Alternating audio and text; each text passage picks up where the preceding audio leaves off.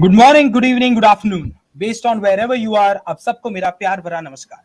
Welcome to episode 6 of Leadership Insights with me, Prashant. First of all, I would like to thank each and every one of you for the amazing love that you're giving this show and the amazing insights that you're sharing with us through comments while we are on the show and also when you're watching the recording. So thank you so much for that. Now, continuing our journey of building awareness around leadership, around the skill set, perspectives, and mindset of leadership, today we have another amazing guest with us. Today's guest is very special, and we are going to talk about a very special topic. We are going to focus on small and medium businesses. And the topic that we're going to talk about today is leadership through the lens of execution. Now, there is a lot of time that small and medium businesses spend on setting goals. They spend a lot of time on being clear about what their goals are and what is the path towards that goal. But one thing that small and medium businesses definitely lack and suffer from is not meeting their goals. I have seen as a coach there are a lot of businesses who forget about reaching the goal. There are small and medium businesses that struggle right at the beginning at step one and step two, and they get disheartened because they don't see themselves achieving the results that they wanted to achieve. So today's guest has a solution for us. He has a way forward for us. The guest that we have today with us is an expert in execution management. He is a leadership coach with more than 34 years of corporate experience. So, ladies and gentlemen, without any further delay, let's have with us Mr. Monte Pedersen. Hi, Monte. A very good morning to you. And good afternoon, Prashant. It's great to be with the people of India and everybody else around the world who's viewing in. Thank you so much. And thank you so much for doing this so early in the morning for us. I know it's way too early and it's 9:11. So I understand the emotions behind that day as well.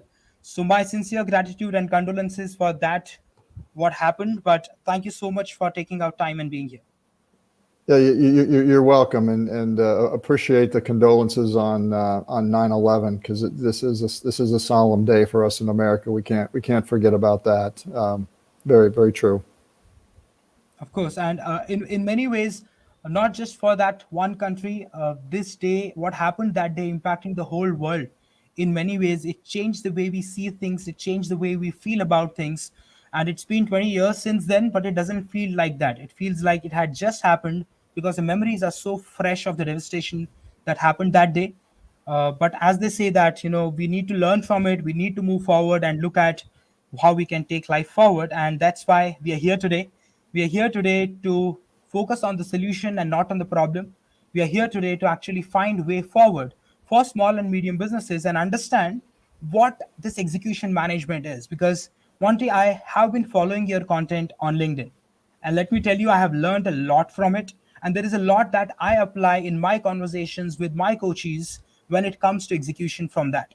But I always had this question that I know a little from your videos, from your content, but I needed to deep dive. I needed to understand from you why are you so focused on execution management? And first of all, what is execution management?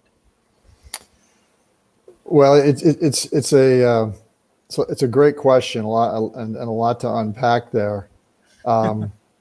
But execution and the reason for it is, and I believe these are U.S. based statistics, but it's been estimated that anywhere from 60 to 90% of all strategies either fall short or fail outright. And so, as you shared, there, I'm sure the statistics are similar, Yes, in India and other countries, that people just aren't achieving what they want to achieve. And there's several reasons for that. The first one is that people think that execution is intuitive, that it's something that once the plan gets built, if you hire smart people, technically capable, and people that have a good understanding of what they need to do inside your organization, that you can just hand it to them, and that things will automatically happen. And that's a falsehood, I think, that business owners fall for. What really happens around execution is that once the strategy is built, that's when execution starts. And you really need a plan for your strategy, a plan for implementing your strategy. And that's really what execution management is. So I use interchangeably a bunch of definitions, and we tend to do this in business, right? We have, definitions that sort of fit our needs. And really the business of execution is all about clarifying, deploying, and achieving organizational initiatives. And so what I mean by that is, the managers, the owners, the business owners, the senior executives all need to clarify continuously what it is you're trying to do. Communication is so absolutely critical in being successful at execution.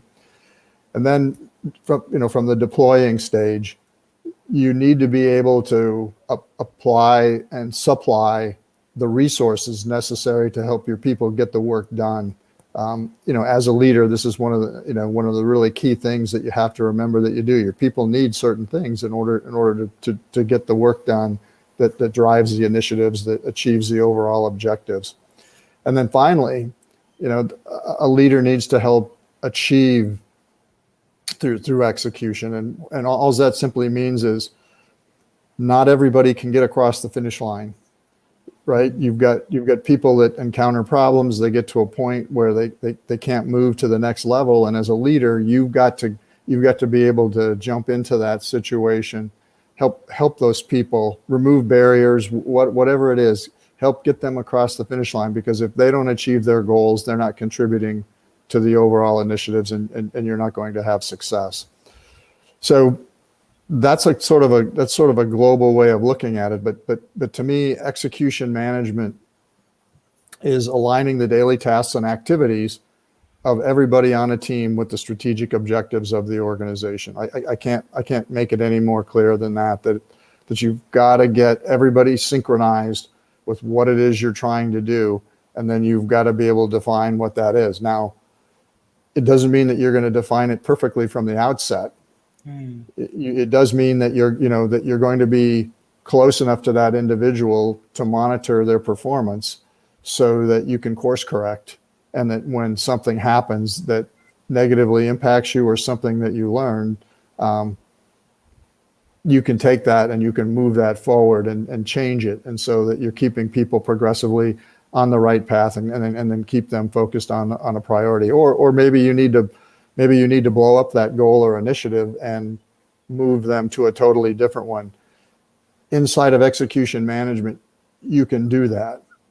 And typically what happens is that organizations will go down a path, and it'll be 2, 3, 4 months later, and they'll be busy with other priorities, and they'll be thinking about it. And then you'll go, okay, well, what are we going to do about this? Because this is what we said we were going to do. Execution management is in the moment. It's 1,000 moments that you're constantly focusing on all the time and trying to bring to fruition. Interesting, Monte. So, based on what you say, I think you're trying to break down these two words. If I look at execution and management separately as two different words and not together, one, we're talking about execution in terms of getting things done, which means it's more action and more task oriented. And when I'm talking about management, I'm talking about being aware of who is doing what, being aware of what is happening, being aware of what is not happening, right? So you're trying to bring these two things together. Is that right? Yeah, I think that's right. But in that same thought process, Prashant, you need to be careful, because sometimes the language of execution can be a turnoff to people. Because I mean, when you think about execution at its core, right? You talk about medieval times and cutting people's heads off, and doing those things. And then beyond that, there's a lexicon, right, where you're talking about discipline, accountability, stretch goals. All those words impart a negative perception to people as well, and in the workforce. So when you start around execution and talking about the language of execution, I prefer to, and again, this is the way I was kind of trained in it or brought up in it. I prefer execution to be a language of greatness, that if we understand it as something that we can really do and master, then we're really, really in a position to, to succeed. That we want to look at every opportunity at work as an opportunity to improve the organization, and really that's the kind of definition and the kind of meaning that I like to try and build around execution. Nice. And you said execution is a language for greatness. Is that right? Those are the words that you used? Yes, yes. It requires a language of greatness that we may have all these negative things from work and from history, but in reality, the things that we're trying to do all in for greatness. All that when we do these things, only good things are going to come from them. True, and I observed this. You in the beginning when we started this conversation, you mentioned about the statistics of USA of what's happening there. But let me also tell you that in India, the statistics are very similar, and maybe even worse than that. Because I work with small and medium businesses, and the clients that I have, when it comes to what you are saying right now, which means there are closed room conversations that are happening around strategy, but when it comes to going beyond those 5, 7, 8, 10 people who were in the closed room, and you go and communicate it with the larger population, because execution requires everybody together in that game. These words that you use, where people probably don't take this word execution in a very positive manner, because it comes as a stretch assignments, it comes as overworking, it sounds like somebody will be monitoring you all the time, it sounds like you will be held accountable for everything that you do, it sounds like every minute of your day will be calculated and accounted for. So this kind of language, this conversation that we need to have with our people. So correct me if I am wrong, what you're trying to say is that execution management is vital. It's important because sometimes you could be 2, 3, 4 months down towards moving your goal, and then you realize that it doesn't seem like we're going in the right direction, it doesn't seem like we're doing the right thing, it doesn't seem like we're getting the results that we desire to get by now. And by then sometimes it's too late to course correct, and you've already moved way past where you should have ideally been. Now, what the point I'm trying to make, Monte, is that you are emphasizing on communication, that as much as this word can bring in a lot of negative connotations and thoughts in your mind about what it is, as a leader, I need to be aware of how am I communicating this with my people? What kind of language am I using with my people? And am I also showing them that I am aware that this language might be bringing in these thoughts in your mind, but that is not what we are trying to do.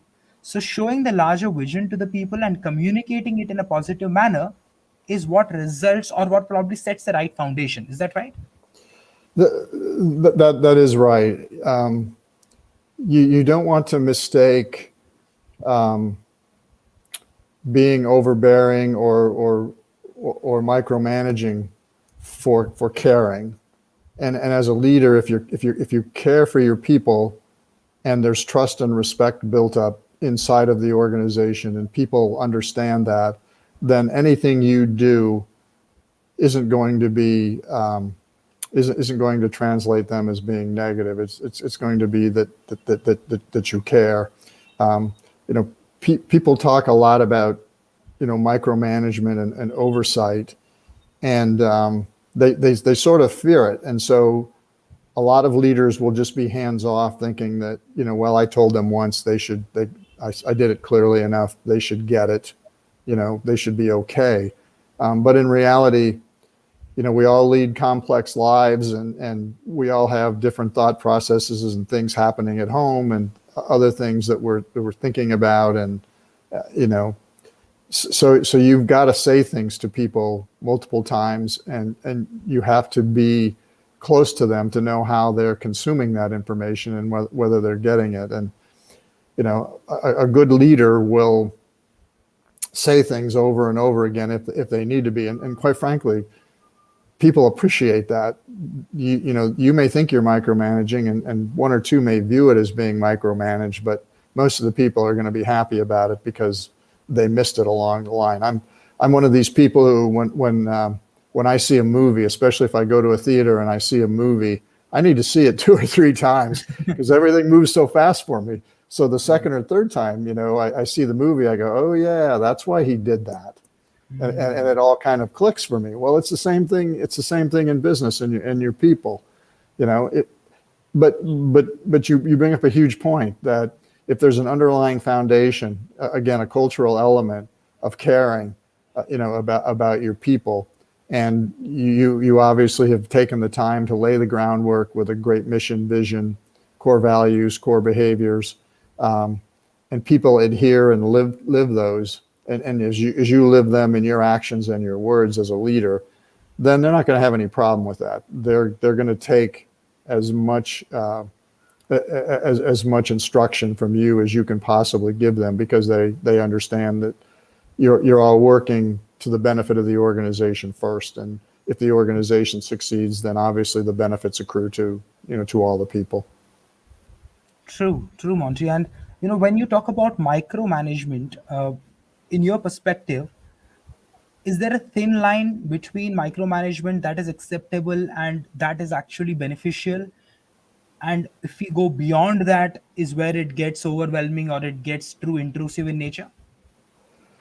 Yeah, I mean, I think that's a line we put there, and I think people know the extreme of what micromanagement is. I mean, if somebody is riding your back and bullying you and forcing you to do things, quickly without instruction, I mean, that's so much more different than someone who's just involved in your work and cares about what's happening and wants to help.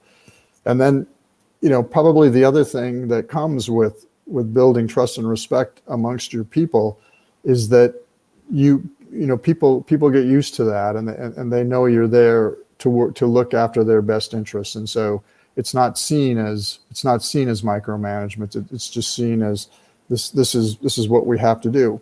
But if that relationship is good, there's two-way, active, candid dialogue going on all the time, and that if a person does feel overwhelmed, they should have the ability to speak up and say, Jeremy, you've really been pressing me on this, and I understand why, but I think I have this right, and I think I'm doing it well. So trust that we can do this. So when you have the freedom scale and the psychological safety to be able to say and do those things, then you can take care of those situations. And again, without that dialogue, without that two-way communication, none of that's going to happen. It's just people are going to make assumptions on both sides, and generally something's going to get dropped, and feelings are going to be hurt, and people aren't going to be successful. True, and a very important point that you just mentioned in this conversation is psychological safety, right? There is so much that depends on that. The way I feel in an organization, the way I feel around a leader, the way I see my leader, and the energy that I get from my leader impacts my work a lot, impacts my being in that team, in that organization a lot. And if the leader has created that psychologically safe environment around, then the leader reaching out to me, communicating on constant basis, checking on how I am doing, checking on what support I need, checking on the progress and challenges, does not seem like micromanaging. It seems like there is someone who is caring enough to reach out to me and check if you need some help. That's how he or she looks at that leader. But if the leader has not created that psychologically safe environment, then the team member actually wants that leader to be as far away from him or her as possible, saying that, give me work, let me do my stuff, stay away from me. I don't like you being around. And because it's impacting my work, it's impacting me, I'm not able to be my best in terms of my mind as well, to do my best at my work. So that psychological safety is a very key word that you used. I think that plays a huge role. Yeah, and what proves it is why do so many people not want to return to the office? They want to work remotely for that reason, because they don't want to be around their boss. And another statistic that sort of bears out what you just shared, Prashant, is that 50 to 70% of a individual employee's perception of the job and of the business comes from their boss. And so that boss has significant bearing on your life and what you think about your job and how you do it. and that all obviously rolls back into, productivity and enjoyment, and all those other factors that companies say they like to provide, but but they really don't. So leaders, be aware of that. That if you can build trust and respect, if you can care for your people, and they feel that, and they feel like they're heard, then chances are, even if you are a little overbearing or you make a mistake, you're going to be forgiven for that, because they know you're just trying to do your best for them and the organization.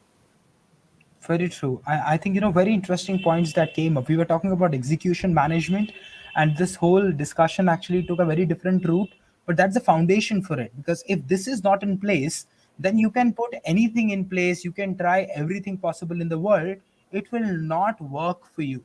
If you have not created a psychologically safe environment, if you as a leader is not someone that your people are comfortable with, if the communication channels are not open and not two-way, and you mentioned a very interesting point right now in the end, which was your people should feel that they are heard.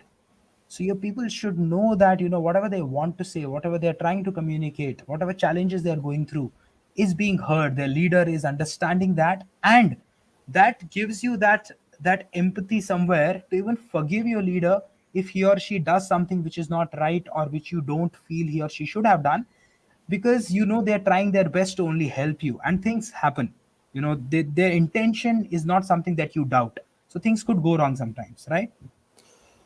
That's right. That's right. And what it ultimately proves, Prashant, is that having a great culture is an execution accelerator. I'm not saying that you can't execute well without culture, but it's going to be a lot harder, and generally, you just won't be as successful if you are. It's a forced issue. You'll have high turnover. You'll do things in sort of a transactional way, and nobody likes working for that organization. So, in essence, what great execution requires is two things. The first thing is actionable intelligence, and I refer to actionable intelligence as all that information that's locked away in your people's heads, everything they're thinking about and their role and dealing with customers and what they know at their level. And if you're not accessing that, you don't know how your people are feeling about the business and how they're working with your customers, and working on the shop floor, or whatever their role is. So gaining access to actionable intelligence is really, really critical. The second thing is to have the organizational structure and the communication processes in place that allow you to manage execution at an individual level. And really, that's a long-winded way of just saying you've got to be able to work with your people individually and sort of customize their workload so that the right things are getting done, but also you're assigning people based on skill sets. You know them so well. You know their strengths. You know their weaknesses. You know what they like. You know who they like working with. You know what they're passionate about. Getting that has an effect on what you assign to those people. So if you give the right work or right project or right initiative to a team that gets along and that works well together, you can have a trust as a leader that's going to get done. But if you just hand out roles, just pass them out without paying any attention to why you're doing that, then chances are you're not going to get the same result. So actionable intelligence, and then having that organizational and communication structure in place to manage at an individual level really, really makes all the difference. And it all relates back to psych safety and what we're talking about here, because that's why you're doing it.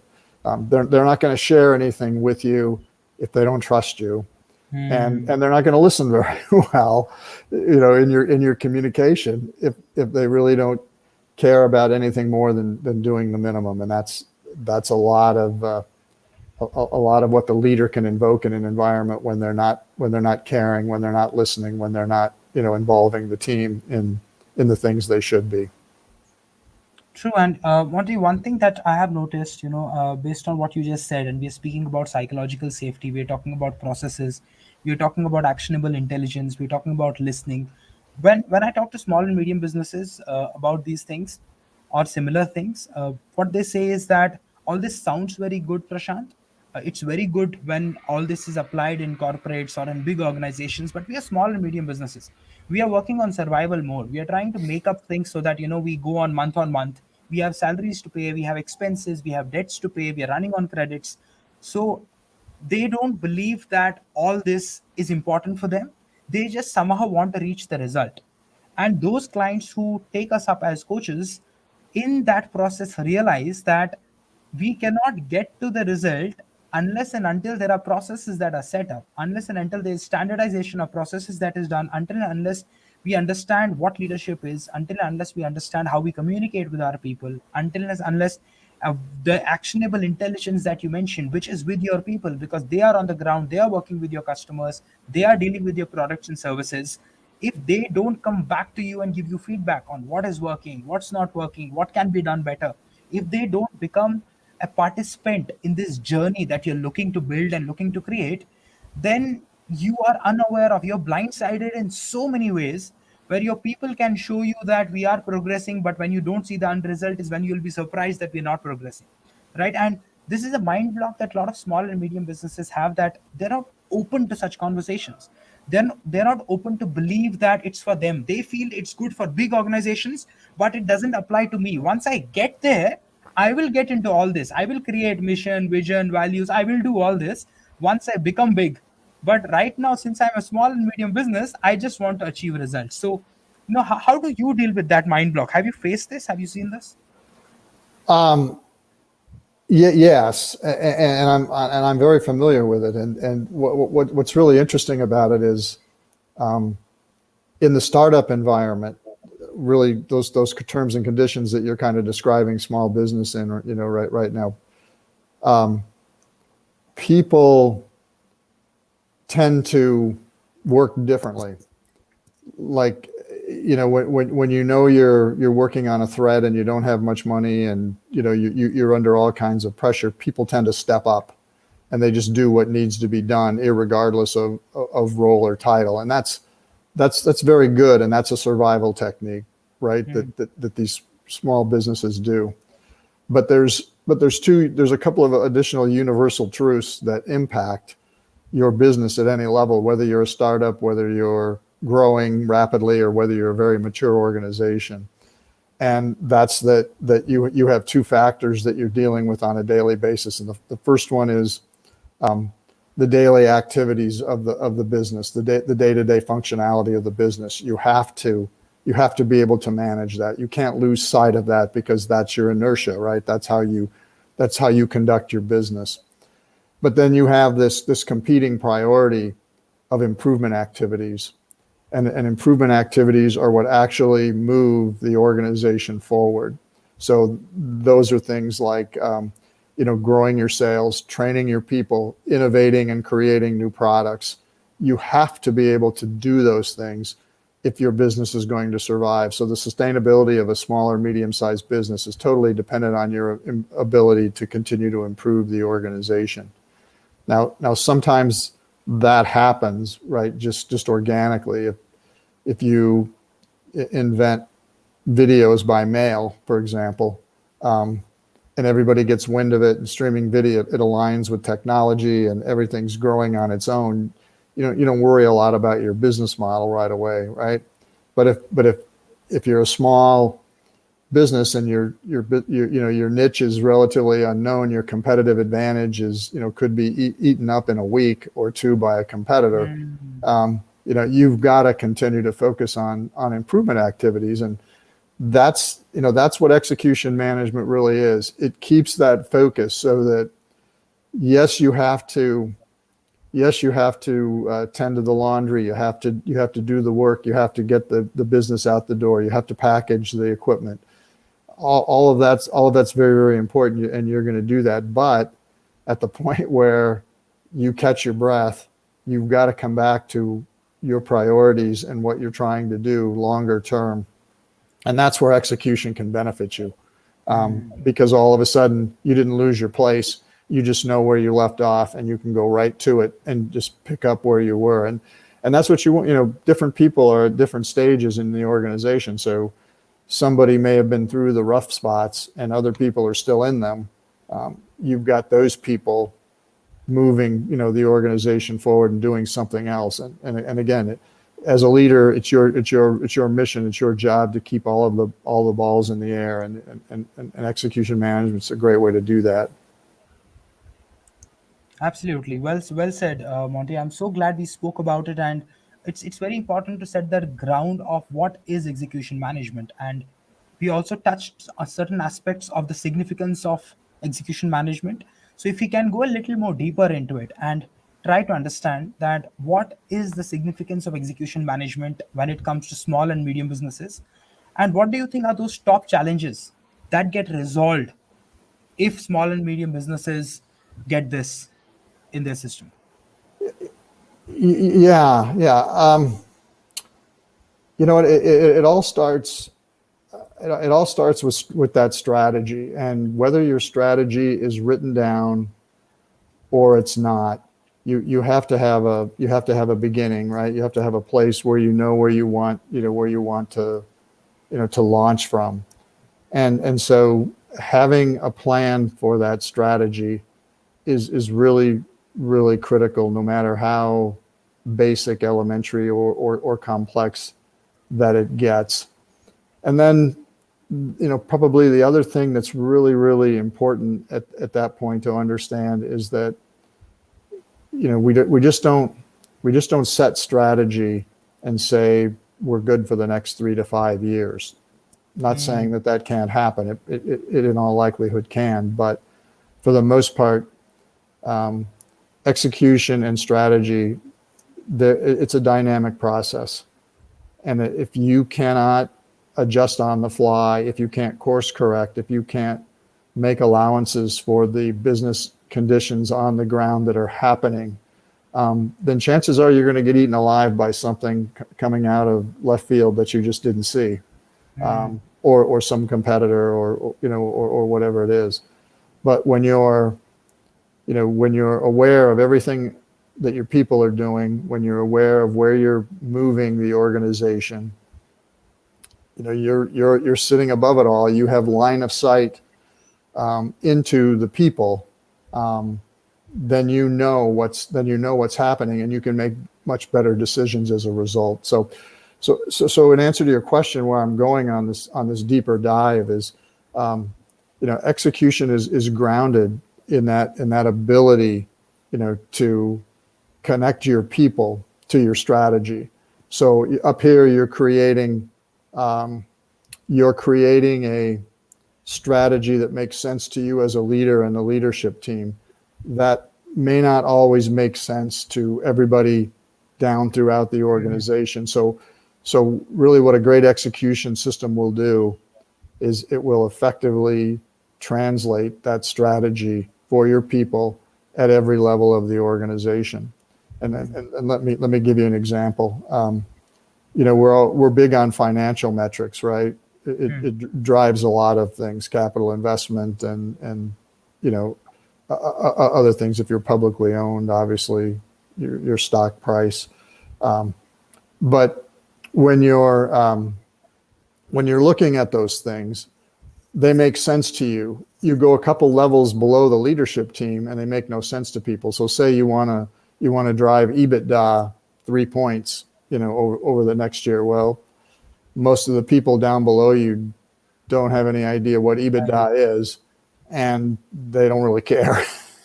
Quite frankly, they want the company to be successful, but they don't really care what you think. I mean, in their minds, they're just going, well, that just makes the boss rich, which may be true. So, you've got to take it down to their level and say, okay, how do these people contribute to the EBITDA goal of increasing it by 3 percentage points?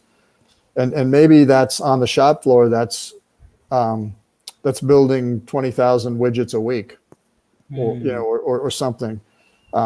So really, I use a metric-driven example a financial one because it's easy to understand, but really you're really looking to find out what motivates and will get these people looking at their contribution and saying, okay, our goal is 20,000 a week. We only hit 18.5 last week. So we're behind, which means we've got to do, we've got to make up that extra 1,500 widgets this next week. So, that's what's known as a leading indicator. And so anytime you can communicate in ways to people that they know how they're achieving, how they're working towards the success of the organization, those are good things that you have to do, because then they'll automatically adjust. I mean, they'll go, okay, well, we missed last week. We've got to make up that balance, and then going forward, we've got to figure out a plan for doing that consistently. And so you're communicating effectively at every level, and that's one of the things about execution. It's not just forming the plan and communicating and walking people through it. It is walking hand in hand with that plan throughout the course of the year. Because if we're hitting our strategic initiatives, then we can say that we are executing. But if we're not hitting our strategic initiatives, then in reality we aren't executing. So again, going back to the small and middle-sized business owner, you can't let it get away from you. You've got to keep execution in your head no matter what, even if you don't think it's important. It's your job. It's your job to stay invested in those people and the plan and what you're doing and how you're doing it. And again, inviting their criticism, inviting their commentary, inviting their, what's positive, what's working for you. So what you can deny execution all you want, but it's in everything we do. And if we're not working on it continuously as a leader, then something's going to be missed. And chances are it's going to take you a lot longer to get to where you want to go. True, Monty. The point that is stuck in my head, there's the two things. One, when you spoke about EBITDA, it reminded me of one of the organizations where, as employees, we had no idea what it meant, but it was part of our annual appraisal process. Our annual appraisal had, two parts to it. One was our individual performance metric, and one was the company performance metric. So the only reason we were interested what EBITDA is because it affected our annual bonuses.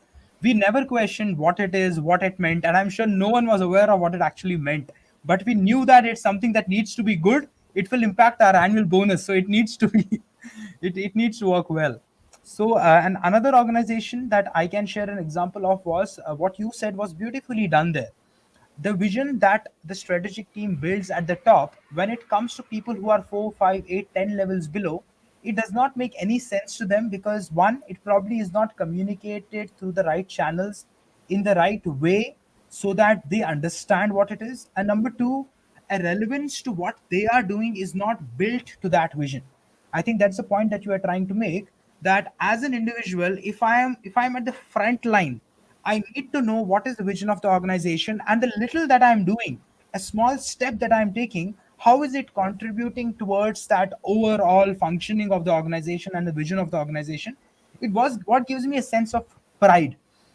This reminds me of a story that I had read somewhere. I don't remember it completely. It spoke about a cobbler. It said there was a person who went to a cobbler and asked him, what are you doing? And he's like, nothing. I'm just making shoes and slippers so that people around can wear it, can buy it, and I can run my family. There was another one who was asked, okay, so what are you doing? He said, I make shoes and slippers so that people around, whoever comes to this city, can buy it from me and they can have a comfortable walk in this beautiful city, so that they spend more and more time in my beautiful city, so that the economy of my city grows and we actually fulfill our lives in this city. So that was the outlook of one cobbler versus the other one. One just said that, I'm making shoes, what big deal? And the other one is like, it's impacting the economy of my city. So I need to do it well so that people are comfortable and it helps us. So I think that's a perspective that you were speaking about, that leaders need to communicate the vision to their people in a way where they understand their relevance to the vision, and the importance of what they do on day-to-day basis towards that vision is what will drive them. And that's the point you were trying to make. Yeah, it's absolutely all tied together. again, another key responsibility for leadership is carrying that vision. And when you can equate it in those terms, and your cobbler story is it's very pertinent today. When you can simplify things so that everybody understands what it is they're there to do and why they do it, then all of a sudden their authority, you've given them authority, you've empowered them, and their decision-making process becomes simplified as well, because they know, the values, beliefs, the vision of the organization should guide my thoughts. And, over here in America, we have an organization called Southwest Airlines, and they're a low fare provider. And I know they've been documented heavily because they've been very, very well led, but they have a very simple value proposition that resonates throughout their whole organization, and it's got 3 points. The first point is low fares. They really want to make it cheap for everybody to fly, meaning that this isn't just a service for business people or people with the means to be able to get somewhere faster. This is for everybody. So low fares are important. The second thing is on-time arrivals and departures for the planes, so that if people can trust that we can get them there cheaply and we can get them there quickly and faster, or on time at least, then we're going to have a good business. And then the third point is they don't tolerate anybody or anything that gets in the way of the first 2 points, which is brilliant when you think about it. Yeah. Because when it comes down to it, if you have a problem in your job, and you say, okay, what does the organization value? What do we value? How do we do it? It's going to give you the answer.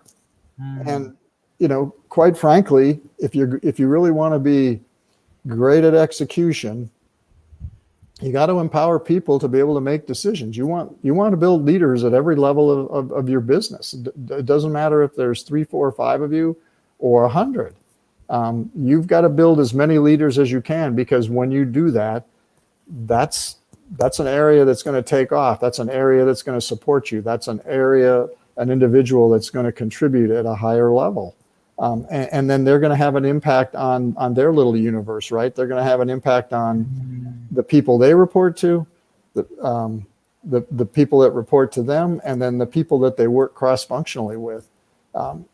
You've got to be able to invest in those people. And if you're all aligned on what it is you need to do, then that's very, very powerful. You're going to have a team that's really going to be unstoppable.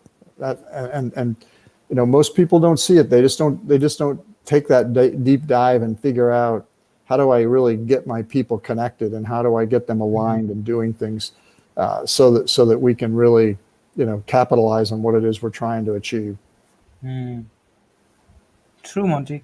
Monty, as a small and medium business owner, whatever you're saying is great, and I'm talking from a very ground level. If I look at it from the point of view of small and medium business owner, the thought that's running in my mind right now is, Monty, what you said is great. I align with it. I absolutely understand it.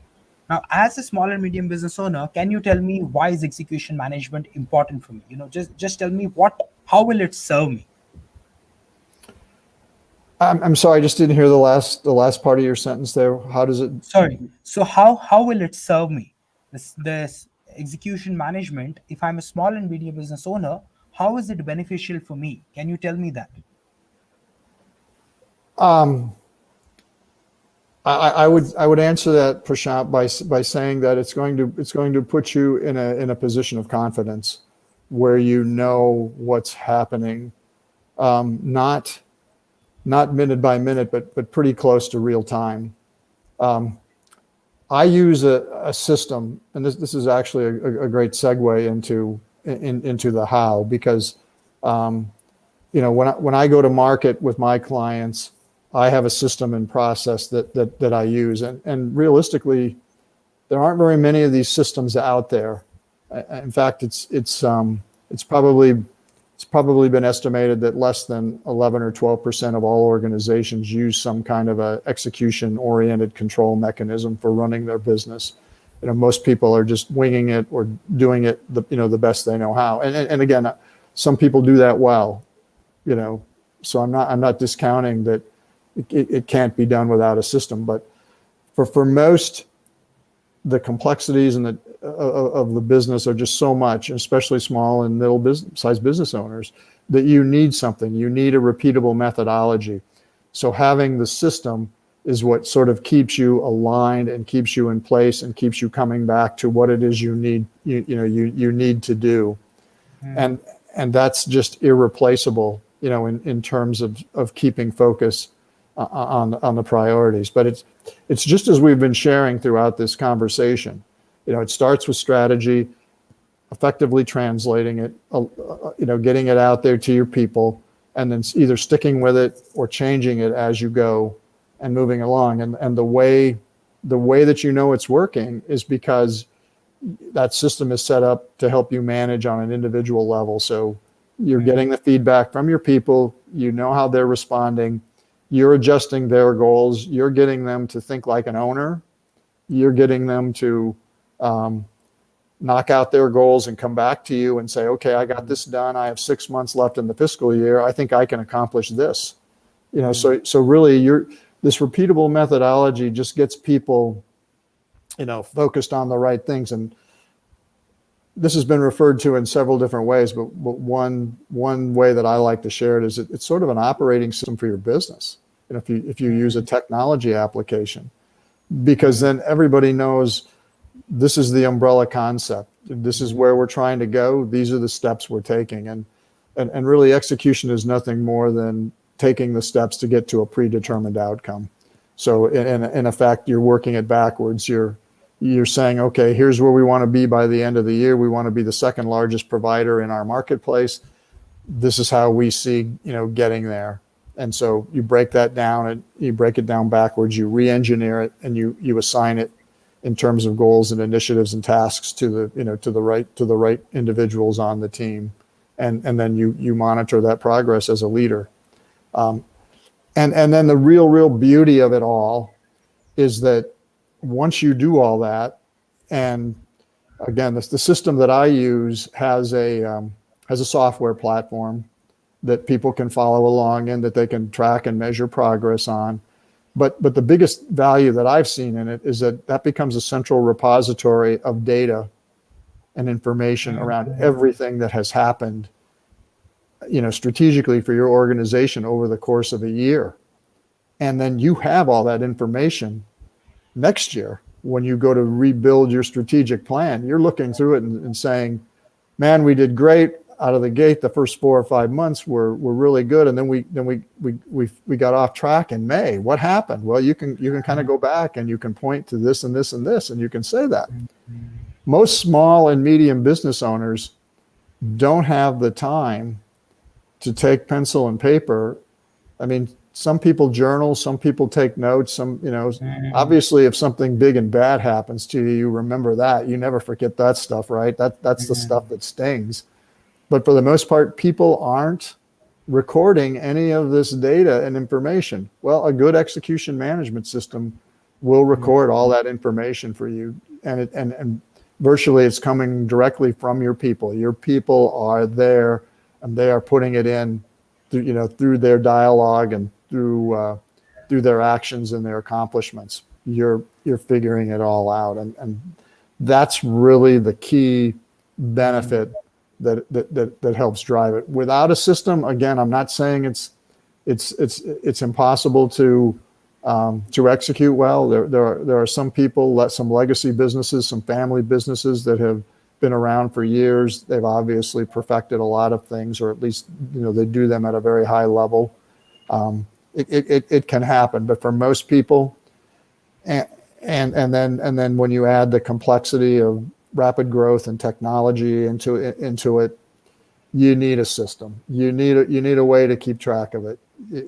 If you want your mental condition to remain solid, and if you want your business to eventually flourish, you need help, and a system will help you keep track of all of that and help you accomplish that. Absolutely. And Monte, the words that strike me the most, or that have remained with me from this conversation in the last few minutes, when we spoke about what will be the advantages to small and medium businesses, the benefits. You mentioned system, then you mentioned a word repeatable, then you mentioned the word monitor. So there's a system which has a repeatable methodology which allows you to monitor the progress and the challenges. Then you mentioned data, that you can refer back to what has happened in the past and take corrective measures and make better decisions going forward. And the most beautiful word that you mentioned, that I found, was operating system. That when you turn on your laptop or your desktop, you don't have to take 100 different action steps. You press a button, but there are millions of actions that are happening in the background for you to see something that just comes up on screen, because it's a repeatable methodology that has been formed like an operating system. And that's what you're referring to the execution management system as, that it's an operating system that makes things repeatable, that actually takes data, it learns as we process, because it comes back to actionable intelligence that you mentioned earlier, that your people are putting and inputting data into the system, right? And these are the people who have that actionable intelligence, because they are on the ground taking actions towards the strategies that you build in the closed rooms. So very interesting points that you brought forward. And now when I look at it from a small and medium business perspective, I am attracted towards this, and I'm inclined towards this, saying that this makes sense. I would want to have a system that is repeatable, that keeps track of what is happening, that takes less time to input data, but gives me a lot of data to make better decisions at. It helps me monitor the progress and challenges of my business. If that can be sorted, I don't have to make those notes, those journals, which if I lose it after a year, I'm like, I have no idea what happened this year because I lost that journal. And I have seen that happening with a lot of people as well. And another point that you mentioned was, it's easy to make notes of those big things because they have hit you so hard that you don't forget them.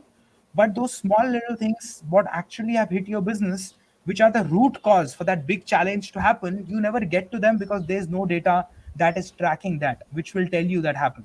So that's another beautiful point that you mentioned, Monty. Now, I would want to bring in an element of relevance to it for small and medium business owners in terms of examples. So, from your experience of working and observing the small and medium business owner as a coach and the execution management expert, can you share one or two examples with us and tell us that this is where the organization was pre execution management and this is how they were post execution management? Yeah, and I would qualify that, Prashant, by saying execution management has the ability to do big and great things for any sized organization, and you'll realize them, but there's an element to it that when it happens, it's really it's really the big moment. It's really the where the rubber meets the road in terms of the leader having confidence and knowing, and that's when you're reaching your people and you're building that trust and respect. Because when you have that, then you get the two-way communication that makes everything possible. So, and the only reason I share that in terms of it being an example is because so many organizations disregard what it is their people bring beyond what you hire them for, beyond the job description, beyond the role.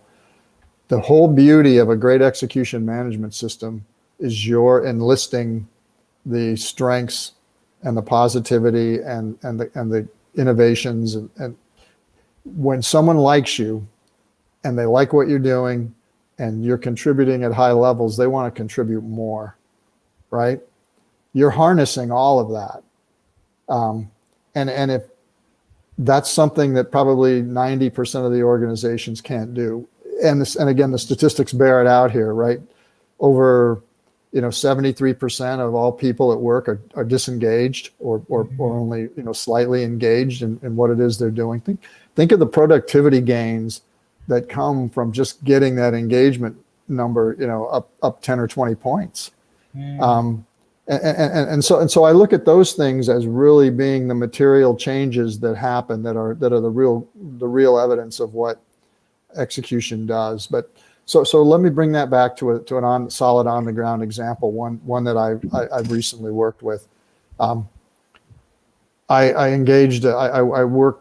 I have a background in working with a lot of universities, colleges, and universities in America, and so I have a network built up, and I put this system in some of those locations. And one of them, a person I know, he was his title was a vice chancellor, and he had been given the task by the president of the university to put together 6 different departments. These departments were all they call them auxiliary services over here, but basically what they are, the money-making components of public education. So public Okay. education in America is mostly all not-for-profit. So, but there are elements inside of the institution that make money, and that obviously contributes to the budgets of the university, makes it all work. So anyway, this individual had 6 different departments that he was given responsibility for, and these were all 6 separate kingdoms. If you were to look at it from one perspective, they had a director, they had a budget, they had accounting people, they had their whole administrative staff. They were their own little worlds. And something that happened in this organization over time is all of those 6 little kingdoms just kind of got isolated and siloed. And all of a sudden, this person was charged with making a new department and making it student and customer service friendly. So he had to pull all 6 of these together in order to do it. Well, we implemented execution management, and it really acted as a cohesive element, because for the first time ever, I mean, some of these people had 20, 30 years in with the university. They were all united around a central purpose and common goals and common initiatives, and they began to see what it was that they could provide each other, that they could support each other. All kinds of great things happened, right? People recognize that, well, I maybe used to just, I used to be part of the parking department, and now there's a summer conferences and summer camp group that I could go and work for. So there was transfer of responsibilities. People, change careers, promotional opportunities. But food service, bookstores, all these people kind of saw how their service elements related to each other, and they began to say, well, we can do this really well. Why don't you let us do this? Or I can help with this. All of that energy kind of began to focus in one area, and it was just really, it was really 2 things, right? It was just an understanding that this was there and it could be done, but it was really in the execution, right? How do we go about doing that? How do we, and realistically, it was as simple as taking a small team and writing a goal and tying it back to initiatives that each of those other what used to be separate, monitored organizations now could do together. And so the magic really happens in the things that don't bring the publicity, right? It's those small things that happen internally where the light bulb goes off, and all of a sudden people are saying, I like working here, and I like working with this person, and this is what we've done together, and we can really be proud of that, and we can celebrate it, and we can get rewarded for it. And that's what makes work worthwhile, right? That makes it worth getting up in the morning and going in and being a part of something bigger than yourself. And we are all social animals, right? We like that interaction. We like that ability to be able to connect with people. And great execution involves all those elements. And really, that's where those are really where the major success stories come, because it starts becoming about these people and their place in the organization versus what's one major demonstrable event that happened that was good, but it wasn't as much as how I'm feeling about my job and my boss and how we're working together now.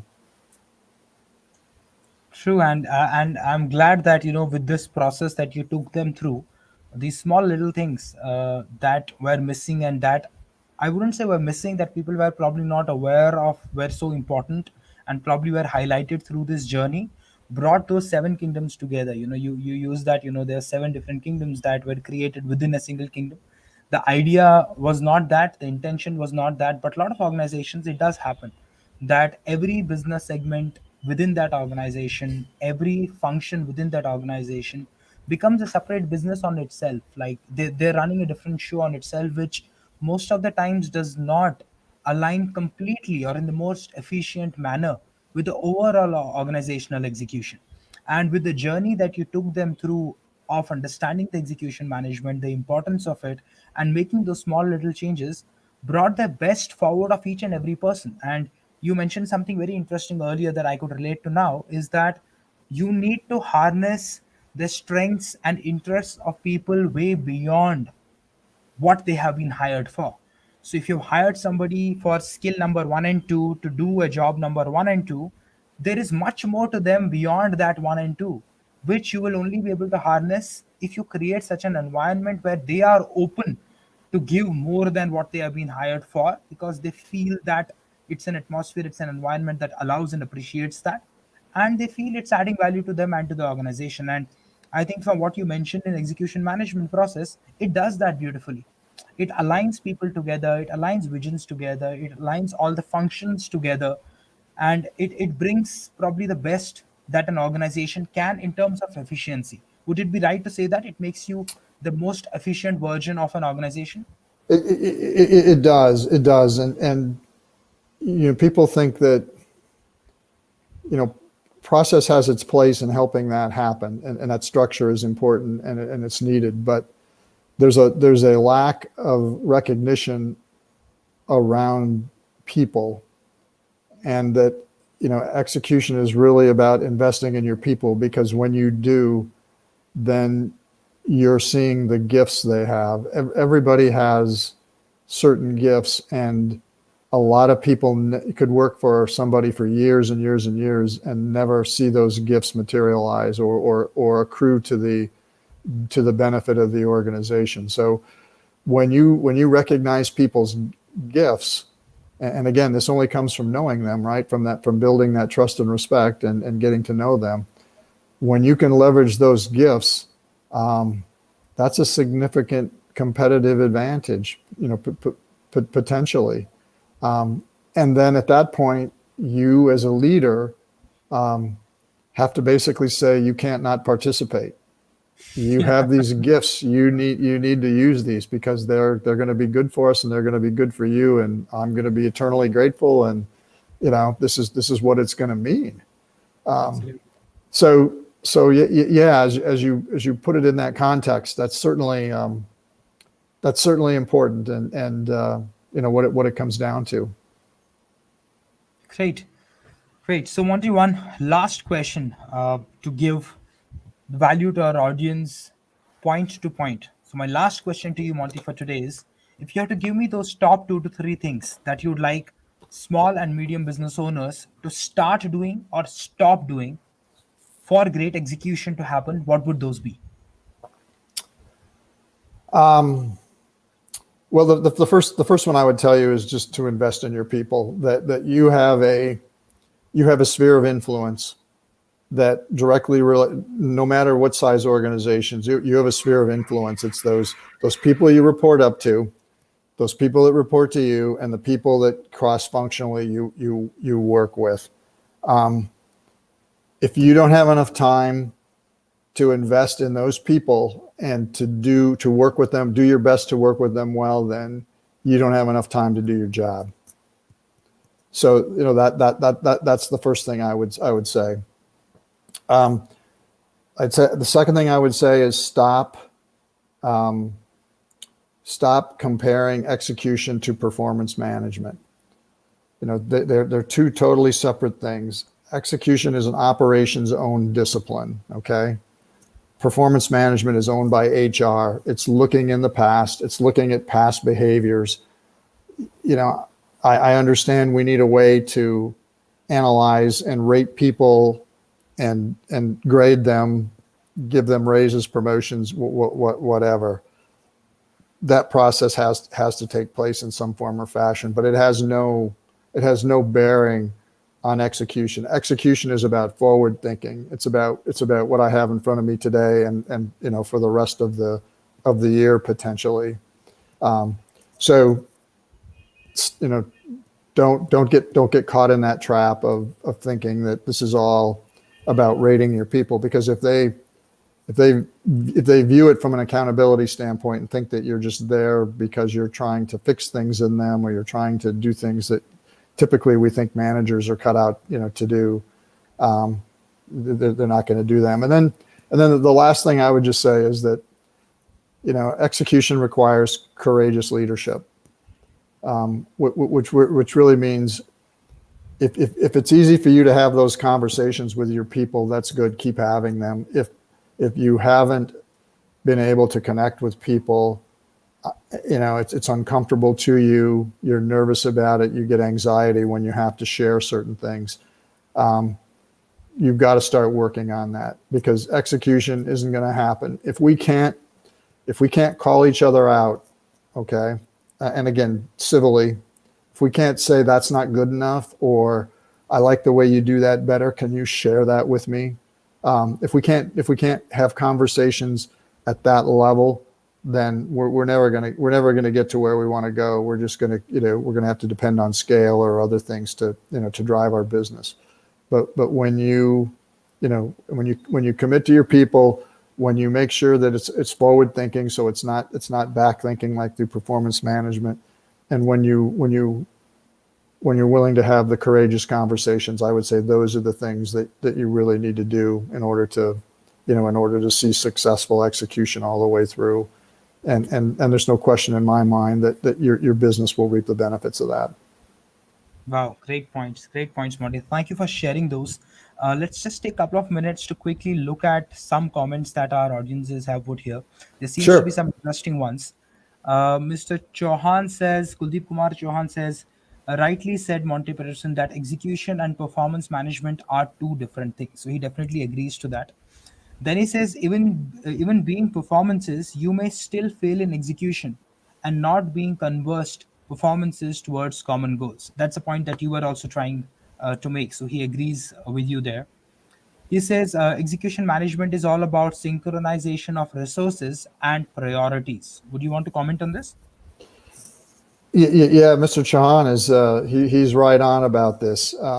It really comes down to that analogy of having so many balls in the air, and as a leader being able to discern which is which and where it needs to go at the right time and place. And so again, in the beginning, we talked about clarifying, deploying, and achieving organizational initiatives.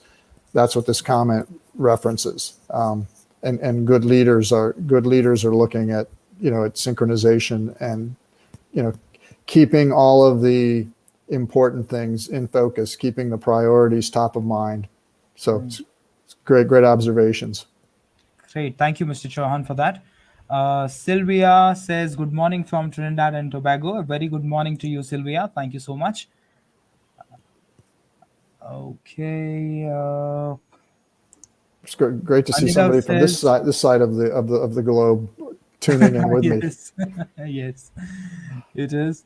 Anirav Chakrabarti says leadership strategy is important, and equally important is its execution. Great point, Monte.